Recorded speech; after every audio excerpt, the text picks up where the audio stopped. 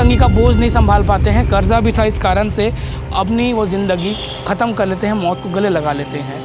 ये घटना संडे के शाम 3:30 से 4 बजे के बीच है और ठीक 12 घंटे बाद तब हॉस्पिटल में था। पापा बोले मेरा जाके देख तेरा बड़े पापा क्या कर रहा है। अंदर जाके देखे तो ताला बंद था। अब जाए तो ताला तोड़ के देखे तो ऊपर में लटका हुआ था, पंखे से लटका हुआ था। बजे की बात होगी है? बात होती तो कुछ बताए थे कि परेशान है, पैसे का बोझ ऐसा है। कुछ नहीं बताता था मेरे को। कैसा था व्यवहार उनका तो जिंदगी में सिर्फ ना एक दोस्त तक व्यवहार था, एक दोस्त तक नॉर्मल से चलता था वो, रियल में बोल रहा हूँ मैं। और कहीं ना कहीं गरीबी का मार है। अस्पताल में वो आयुष्मान कार्ड है उससे इलाज नहीं हो रहा था, ऐसा कुछ? बिल्कुल, आयुष्मान का तो सिर्फ ढकोसला करना बंद कर दे शासन, ज्यादा अच्छा है। ये कहानी हमें वो याद दिलाता है कि इस प्रकार से जो जिस अग्नि के चारों तरफ घूमकर एक पति पत्नी 7 जन्मों का वचन निभाते हैं, अब वो दोनों का संस्कार, दाह संस्कार भी एक साथ होगा। एक मध्यम वर्गीय निम्न परिवार, पति टाइल्स लगाने का काम करते थे और पत्नी घर में रह के घर संभालती थी। उनके 2 बेटे, एक 24 वर्षीय और एक 17 वर्ष, दोनों पेंटिंग का काम करते थे। बड़े भाई का नाम जयप्रकाश कुर्रे और छोटे भाई का नाम मानशु कुर्रे। तो मैं 17 साल का था। पत्नी एक बीमारी से ग्रस्त थी, आंत की बीमारी से परेशान थी, जिसके पीछे लाखों रुपए खर्च हो चुके थे। दुर्ग के ढिल्लन अस्पताल में भर्ती थी और बताया तो ये भी जा रहा है कि आयुष्मान कार्ड से वहाँ इलाज नहीं हो रहा था। पति पर लगातार आर्थिक तंगी का जो वो था मंडरा रहा था, लगातार जो कर्ज बढ़ रहे थे पैसे लेके इलाज कराने के। जब ऑपरेशन हुआ उनके आंत का तो 10 यूनिट खून चढ़े और ये सबसे परेशान होकर, क्योंकि बड़ा भाई जो था वो पुराने किसी मामले में उसको जेल में बंद था और पूरे जो घर की चलाने की जो स्थिति थी, पैसे कमाने की और घर चलाने की, उसका जो भार था छोटे भाई पे था, जो नाबालिग है और पेंटिंग का काम करता था। एक दिन उनके जो पति हैं, जिनका नाम तिलक कुर्रे हैं, जो करीबन 44-45 साल के हैं, वो परेशान हो जाते हैं और आर्थिक तंगी का बोझ नहीं संभाल पाते हैं, कर्जा भी था, इस कारण से अपनी वो ज़िंदगी ख़त्म कर लेते हैं, मौत को गले लगा लेते हैं। ये घटना संडे के शाम 3:30 से 4 बजे के बीच है और ठीक 12 घंटे बाद पति की मौत की खबर पत्नी को लगी भी नहीं थी। पत्नी का नाम है शीतल कुर्रे और दोनों का लव मैरिज हुआ था और दोनों ने 7 जन्मों का वचन निभाया था, 7 जीने का, 7 मरने का। कुछ ऐसा ही देखने को भी मिला। 12 घंटे बाद पत्नी के भी अस्पताल में ऑपरेशन के बाद मौत हो गई। मौत आज सुबह भोर में, यानी कि सोमवार को 5 बजे ढिल्लन हॉस्पिटल में हुई। ये कहानी हमें वो याद दिलाता है कि जिस प्रकार से जो जिस अग्नि के चारों तरफ घूमकर एक पति पत्नी 7 जन्मों का वचन निभाते हैं, अब वो दोनों का संस्कार, दाह संस्कार भी एक साथ होगा। दुर्ग के मोर्चरी के सामने मैं मौजूद हूँ। यहाँ पर उनका परिवार भी आया हुआ है और आर्थिक तंगी से परेशान थे, क्योंकि जो वार्ड के पार्षद हैं वो भी आई हुई हैं, उषा। उन्होंने बताया कि उनके घर का बिजली भी कट चुका था और साथ ही उनके जो बड़े भाई हैं और जो उनके भतीजे हैं वो भी हमारे साथ हैं। बात करने का प्रयास करते हैं कि कैसे ये सब हुआ और क्या कुछ उनको परेशानियों का सामना करना पड़ रहा था। मृतक तिलक के भतीजे हमारे साथ हैं, हर्ष। आप कल का ही मामला है, आप लोग एक घर में ही रहते थे, कैसे आप लोग को पता चला और क्या परेशानी का सामना करना पड़ा? अचानक से हम लोग घर में थे। अब अंदर में सब हॉस्पिटल में था। पापा बोले मेरा जाके देख तेरा बड़े पापा क्या कर रहा है। अंदर जाके देखे तो ताला बंद था। अब जाए तो ताला तोड़ के देखे तो ऊपर में लटका हुआ था, पंखे से लटका हुआ था। बजे की बात होगी है? ये करीब 3:30 बजे के आसपास था। किस चीज़ से परेशान थे इतना?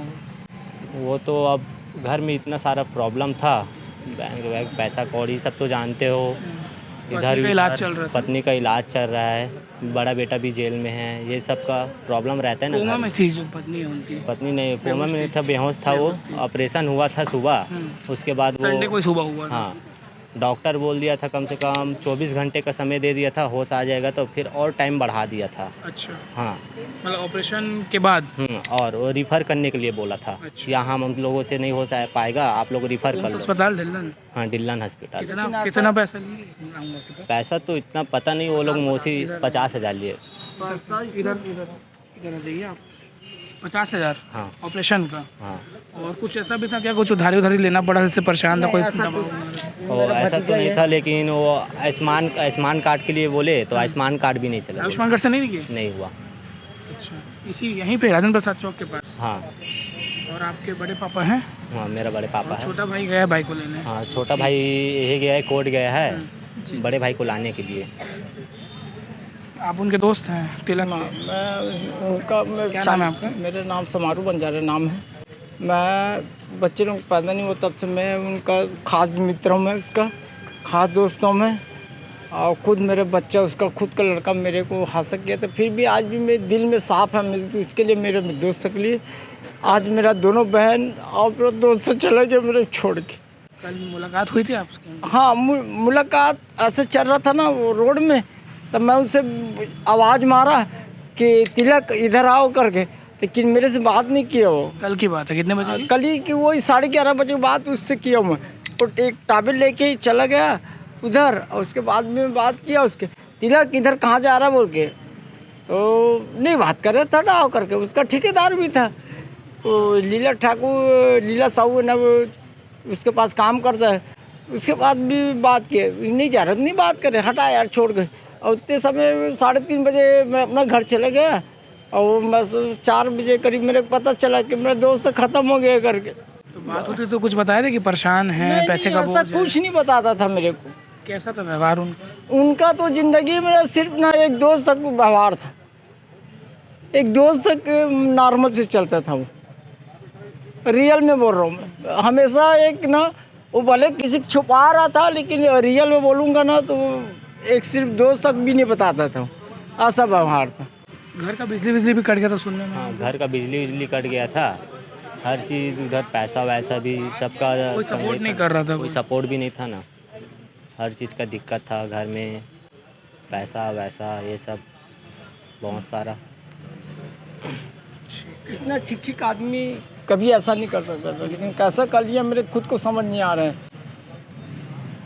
कभी सोच नहीं सकता था कि मेरे दोस्त ऐसा कर लेगा, जबकि उतना पढ़े लिखे के बाद भी, जबकि आप मतलब उस एरिया में ज़्यादा तक पढ़े हुए थे? हाँ, वो ज़्यादा पढ़ा लिखा था, मेरे से ज़्यादा पढ़ा है। मैं 9वीं पढ़ा हूँ, वो मेरे से ज़्यादा पढ़ा है। लेकिन वो नाम लेना कि रंझाजर के नाम से, कि ईमानदार के नाम से ना पूरा दुनिया जानता है, उसके वादक के नाम से। आज वो कैसा कर लिया मेरे को समझ नहीं आ रहा है। दोनों भाई कैसा है अभी? 17 साल का जो भाई है हिमांशु, 17 साल का वो तो अब वो भी इतना ये में है कि इधर ताम झाम होता था ना, पैसा कौड़ी तो बहुत पूरा कमाता था ना, सब घर को देता था, सब पूरा पैसा। मेरे साथ ही काम करता था वो, हम लोग दोनों भाई काम में जाते थे, हम लोग दोनों भाई, और वो उसका बड़ा भाई है वो भी जाता था, हम तीनों पेंटिंग का काम? पेंटिंग का काम करते थे हम लोग। कितना कमाते होंगे आप लोग एक दिन में? एक दिन का वही 400 350 रुपया रोज ही था हम लोगों का, मान के चलो। हज़ारों रुपए हो रहा था इलाज में? इलाज में 1000 से ज़्यादा हो रहा था, मतलब 50,000 रुपए। 50,000 बहुत मायने रखता है ना। वो भी वो 2 दिन आप कौन है भैया? मैं इसका मौसा हूँ। तो कितना टोटल खर्चा आ गया था अस्पताल में? वो ले दे के तो कम से कम 60,000 रुपये आ गया। 10,000 तो वहाँ दिए थे, ये क्या बोलते जामुन में, 50,000 यहाँ 2 दिन का। और डॉक्टर तो बोल दिए थे। हाँ वो और अभी जो है, ठीक है भाई, अभी जो है उनका जो छोटा बेटा है, नाबालिग बेटा, वो अपने बड़े भाई को पैरोल में छुड़ाने के लिए कोर्ट गया हुआ है। आप सोचिए कि लव मैरिज हुआ था और दोनों ने, जैसे मैंने बताया, साथ जीने और मरने का कसम दिया था, और वो आज पूरा हो रहा है। हमारे साथ बहुत पार्षद भी मौजूद हैं। उषा जी, किस प्रकार की परिवार परेशानी में था? आप जैसे बता रहे बिजली भी कटा हुआ था, और क्या इनके ऊपर इतना आर्थिक तंगी तक कोई दबाव वबाव तो नहीं था? पैसे का दबाव तो उसको था ही। एक तो लोन निकाला हुआ था। कितना लोन पता नहीं कितना था, लेकिन किस्त हर हफ्ता पटाने का था। अच्छा, महिला वाला जो महिला, हाँ, जो देते हैं सप्ताह जो लेते हैं वो वाला पैसा भी था पटाने का। उसके अलावा उसके घर का लाइट कट गया था, है ना, बिजली बिल नहीं पटा पा रहा था, 10,000 बिजली बिल आया था। घर पत्नी हॉस्पिटल में थी। कब से हॉस्पिटल में भर्ती थी? करीब 10 दिन करीब हो गया होगा। हाँ, और परेशान इसलिए था, आर्थिक तंगी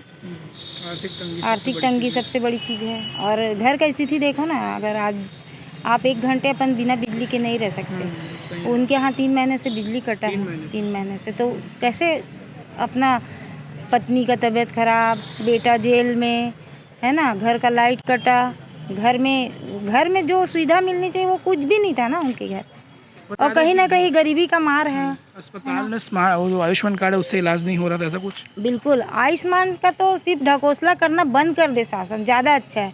क्योंकि गरीब को सिर्फ प्रलोभन दे रहे हैं कि आपका 5 लाख का आयुष्मान में इलाज होगा फ्री में, और इसी चलते बेचारे गरीब परिवार प्राइवेट हॉस्पिटल का शरण ले लेते हैं। शासकीय हॉस्पिटल में सुविधा मिलता नहीं है। शासकीय हॉस्पिटल आप समझ सकते हो कि कितने भीड़ भाड़ हॉस्पिटल रहता है, वहाँ अच्छे से देखभाल नहीं होता, तो जाहिर सी बात है सब प्राइवेट हॉस्पिटल ही जाएंगे।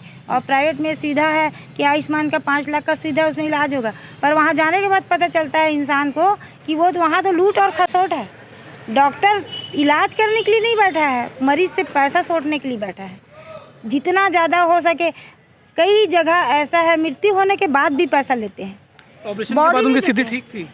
नहीं, ऑपरेशन के बाद स्थिति खराब थी, उसके बाद ही उनका उनका डेथ। हाँ, तिलक कुर्रे और शीतल कुर्रे दोनों की मौत हो जाती है 12 घंटे के दरमियान ही। और ये कहीं ना कहीं बार बार मैं ये कह रहा हूँ कि आर्थिक तंगी से परिवार परेशान था, 3 महीने से बिजली नहीं था। आप सोचिए 10 मिनट बिना पंखा कि आप कैसे रहेंगे, और परिवार 3 महीने से बिना बिजली के उस घर में रह रहा था। और आयुष्मान कार्ड तो था उनके पास, 5 लाख का इलाज का उनके पास एक गारंटी थी, पर वो अस्पताल में पता नहीं क्यों उनको कैश मांगा गया, पैसा मांगा गया, इस कारण से उनके ऊपर बोझ भी बना, लोन लेना पड़ा। पर दुखद कहानी यही है कि दोनों की मौत हो गई है, 2 बच्चे अनाथ हो गए हैं। अब दोनों को ही अपना घर चलाना है, जीना है।